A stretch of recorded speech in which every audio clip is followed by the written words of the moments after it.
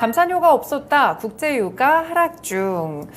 네, 최근에 이제 사우디아라비아에서 감산 소식 이후에 또 러시아 쪽에서 감산 소식이 들렸던 것 같고요. 계속해서 유가는 좀 하향 안정화되는 추세로 가고 있는 것 같습니다. 지금 70달러 선을 좀 하회하는 흐름들이 있는 것 같은데 유가가 상당히 많이 떨어졌어요. 저희 흐름부터 좀 먼저 짚어볼게요. 네, 이미 저희 한 4월 초쯤에도 유가와 관련해서 이슈를 다뤘던 적이 있었는데요. 이제 그때 제가 말씀드렸던 내용을 다시 한번 간략하게 짚어본다면 그때 이제 작년 10월에도 한번 감산이 있었고요. 네. 그 물량과 함께 또 4월에 감산을 모두 합하면 366만 배럴이고 이 366만 배럴이라는 건 전 세계 원유 수요의 한 3.7%가 감소하게 되는 것이다라고 말씀을 드렸던 바 있습니다.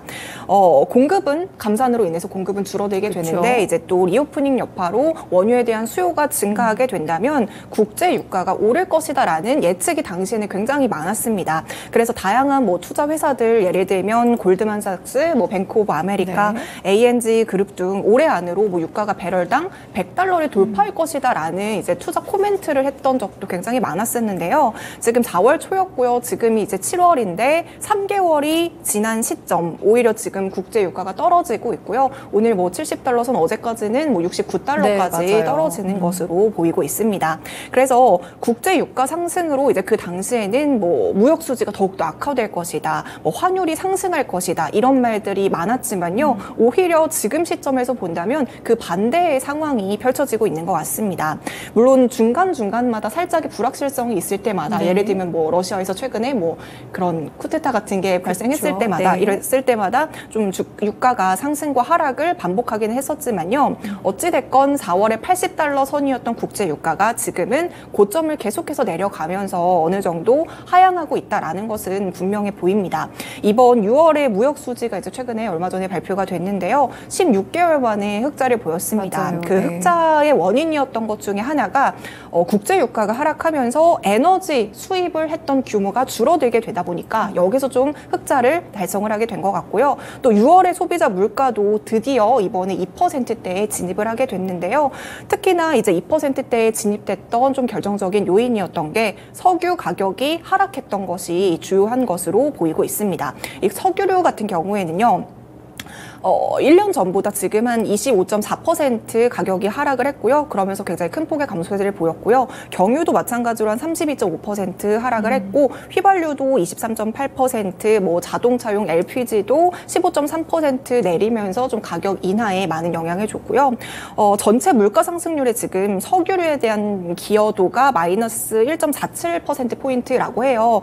이거는 이제 석유류가 또 물가 상승을 1.5%포인트 가량 떨어뜨렸다라고 이제 우리가 해석을 해볼 수가 있는데요. 그러면서 결국에는 국제 유가가 상당히 많이 안정됐다라는 말을 이제 결국엔 드리고 싶은 말입니다. 네, 그렇군요. 국제 유가가 지금 이렇게 계속 떨어진다는 거는 일단 수급적인 측면에서 좀 조명을 해봤을 때 공급이 이제 과잉도 아니고요. 공급도 이제 줄어들고 있는데 수요는 그거보다 더 크게 줄었다는 이야기가 좀 될 것 같거든요. 지금 원유 수요가 많이 줄고 있나 봐요. 지금 사우디를 포함한 산유국들은 이제 중국이 리오프닝을 시작을 하게 되면 경제 회복 속도가 굉장히 빠르게 진행될 것이다라고 이제 그 당시에는 예측을 했습니다. 뭐 우리도 마찬가지였고요. 이에 따라서 뭐 오펙 플러스 회원국까지 사우디가 좀 압박을 하면서 원유 감산에 당시에 나섰었고요. 하지만 이제 중국 경제 같은 경우에는 시장에서 예상한 것 그리고 사우디 쪽에서도 예상한 것과는 다르게 리오프닝 효과가 그렇게 크게 나타나지 않고 있고요. 오히려 지금 중국은 이제 그때도 말씀드렸다시피 디플레이션으로 갈 수 있다라는 우려까지 나오고 있는 중입니다.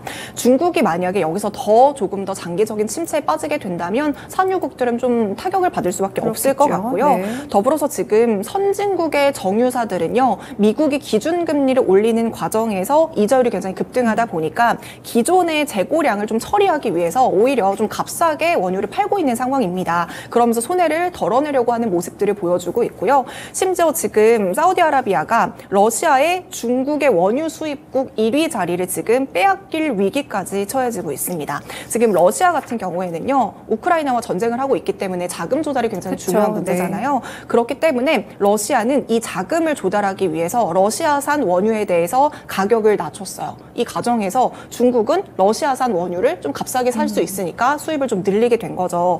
그래서 지금 러시아가 중국의 원유 수출량에 있어서 좀 사우디를 따라잡는 모습들을 보여주고 있거든요. 실제로 중국이 수입하는 러시아산 원유는 이제 러시아 우크라이나 전쟁 전에는 8.8% 정도 수준이었지만요. 지금은 이제 중국 쪽에서 러시아산 원유를 워낙 많이 수입을 하다 보니까 기존의 8.8%에서 14%까지 오른 상황이고요. 반대로 이제 사우디 원유의 비중은 지난 5월까지 3개월 동안 계속해서 좀 하락하는 모습들을 보여주면서 네. 지금 14.5%로 낮아졌습니다. 0.5% 정도밖에 차이가 나지 않다 보니까 조금 있으면 따라잡는 것은 좀 시간 문제라고 보시면 될 것 같습니다.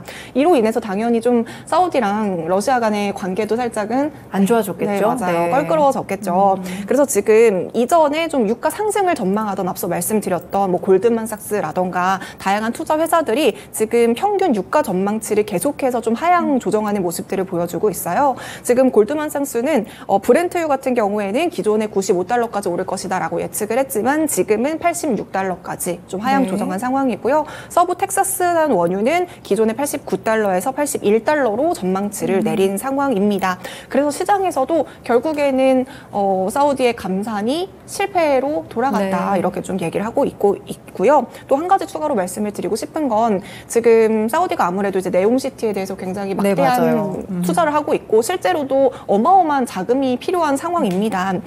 그러기 위해서는 유가가 최소 배럴당 81달러가 유지가 되어야지 이 프로젝트에 필요한 자금들을 사우디에서 좀 마련을 할 수 있고 예산 균형을 맞출 수가 있거든요. 근데 지금은 워낙에 또 감산 효과가 미미하고 여기서 더 떨어질 수 있다라는 전망까지 나오고 있으니까 사우디 측에서도 지금 굉장히 좀 당황한 상태이지 않을까 싶어요. 감산을 하긴 했는데 그 효과가 생각한 만큼 나오지가 않으니까 그런 점에서 사우디아라비아에서는 어떻게 해야 되지? 이런 생각이 좀 들 것 같다는 생각이 드는데 이번에는 사우디아라비아에서 일단 기존의 감산을 그대로 좀 연장하기로 했어요. 네, 이제 워낙에 작년에도 그렇고 이제 올해 4월에도 여러 차례 감산을 했지만 그 효과가 미미하다 보니까 미미하고 또 이제 중국에서 러시아 원유에 대한 이제 입지가 커지는 거에 대해서 위기감을 느꼈던 사우디아라비아가 6월 초에 이번에 또 한 번의 감산을 발표를 했어요. 100만 배럴을 감산하겠다라고 이제 발표를 했었는데요.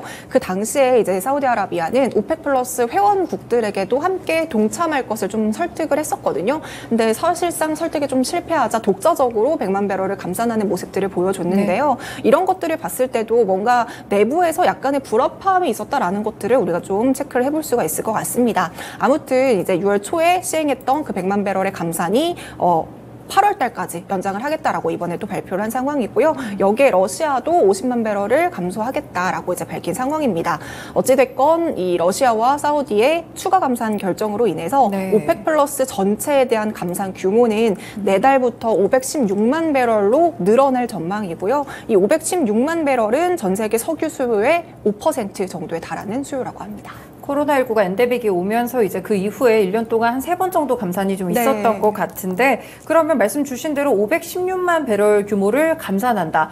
그래도 5%나 공급량이 줄게 되는데 수요가 또 그만큼 더 많이 줄게 될지는 조금 의문이고요. 영향이 좀 있지 않을까요? 감산을 통해서 이제 원유 공급량을 줄여서 가격을 다시 올리려고 하는 모습들을 좀 보여주고 있는 것 같습니다. 하지만 이제 월스트리트 보도에 따르면요, 전문가들은 오히려 국제 유가 추가 하락에 베팅을 해야 된다라는 의견들이 좀 나오고 있습니다. 이제 그들이 말하는 것은 브렌트유 선물 가격에서 콘탱고 현상이 발생했다라고 이제 이야기를 하고 있는 상황이거든요. 이 콘탱고 현상이 뭐냐면 쉽게 말해서 선물 가격이 현물 가격보다 높은 것을 의미합니다. 이제 결국에는 미래에 내가 예측했던 가격보다 그게 더 높다라는 거죠. 현물의 가격보다. 이 말은 공급이 수요보다 많다는 것이다라고 이제 우리가 또 해석을 해볼 수가 있을 것 같습니다. 그래서 우리가 이제 선물을 계약을 하게 되면 만기가 지나면 이 실물을 인수를 해야 되는 상황이잖아요. 근데 오히려 이제 공급이 좀 과잉이 되다 보니까 원유를 인수하기에는 내가 손해를 보는 상황입니다. 그래서 이제 선물 계약을 했던 사람들이 인수를 하기보다는 다음 $40,000달러 이제 넘기는 갈아타는 롤오버를 선택을 하게 되는데요. 이렇게 선물 가격이랑 현물 가격의 차이가 나면 날수록 이 롤오버에 대한 비용도 크게 늘어나게 되니까 좀 손해를 보고 있는 상황입니다. 네. 따라서 이제 추가 감산에도 불구하고 당분간은 좀 시장 내에서 공급량이 줄어들지 않고 수요 회복도 여전히 더디기 때문에 중동 쪽에서 좀 예측하고 있는 국제 유가가 상승할 것이다라고 보는 건 조금 어렵겠다라고 네. 전문가들도 얘기를 하고 있고요. 지금 그래서 그런지 원유와 관련한 ETN 상품들도 굉장히 많이 급락을 했습니다. 신한 레버리지 WTI 원유 선물 ETN 같은 경우에는요, 아무래도 이제 레버리지 상품이다 보니까 선물 가격의 2배를 추종하는 상품이잖아요. 네. 그래서 지금 1년 동안에만 무려 190% 넘게 엄청난 급락들을 좀 보여주고 있고요. 네. 또 코덱스 WTI 원유 선물 같은 경우에도 지금 1년 사이에 무려 35.29%나 하락한 상황입니다. 하지만 또 이제 반대로 좀 하락에 베팅하는 인버스 네. 상품 같은 경우에는요, 지금 1년 수익률이 플러스 때 22%로 좀 엇갈린 모습들을 보여주고 있습니다.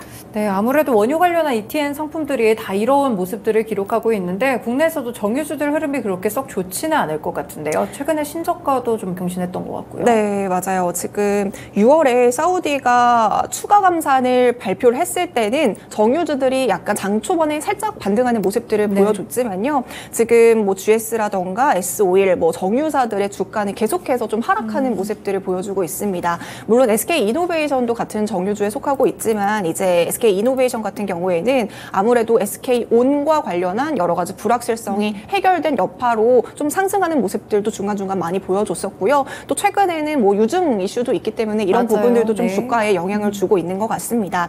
지금 S-오일 같은 경우에는요, 최근 그저께였나요? 52주 최저가를 경신을 하기도 했는데요. 아무래도 지금 국제 유가도 많이 떨어지고 있고 여기서 이제 그때 한번 말씀드렸던 정제 마진 네. 같은 경우에도 급락하면서 실적 부진이 예상이 되고 있습니다. 지금 정제 마진을 좀 말씀을 드려보자면 지난해 2분기, 작년 2분기를 기준으로 이제 싱가포르 복합 정제 마진은요, 배럴당 21.5달러에 달했지만요, 이 네. 정제 마진이 작년 2분기부터 계속해서 지금 떨어지는 모습들을 보여주면서 올해 2분기는 무려 4.1달러까지 떨어진 네. 상황입니다.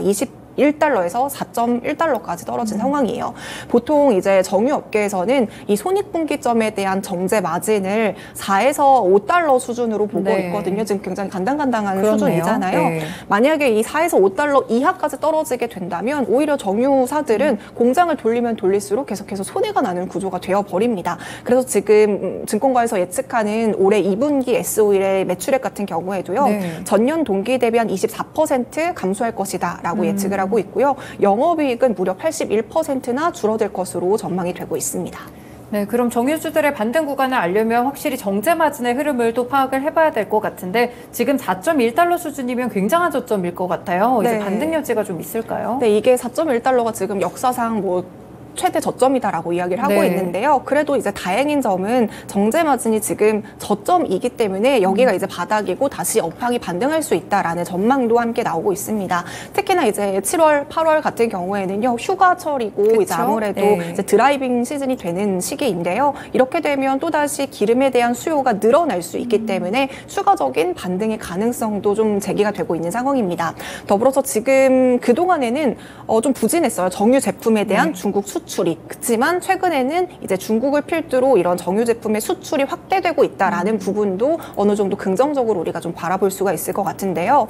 지금 대한석유협회에 따르면 국내 정유 제품의 중국 수출량이 1월부터 4월까지는 468만 배럴에서 462만 배럴까지 쭉쭉쭉쭉 떨어지다가 네. 5월부터는 519만 배럴까지 갑자기 수출량이 증가하게 됐습니다. 수출액 같은 경우에도요. 1월에서 4월까지는 3억 달러 선 수준이었지만 5월에는 4억 433만 달러로 좀 증가하는 모습들을 보여주면서 이런 부분들에 우리가 생각을 해본다면 중국이 이제 리오프닝 기대감이 어느 정도 반영이 되고 있는 시점이 아닌가라고 또 해석을 해볼 수가 있을 것 같습니다.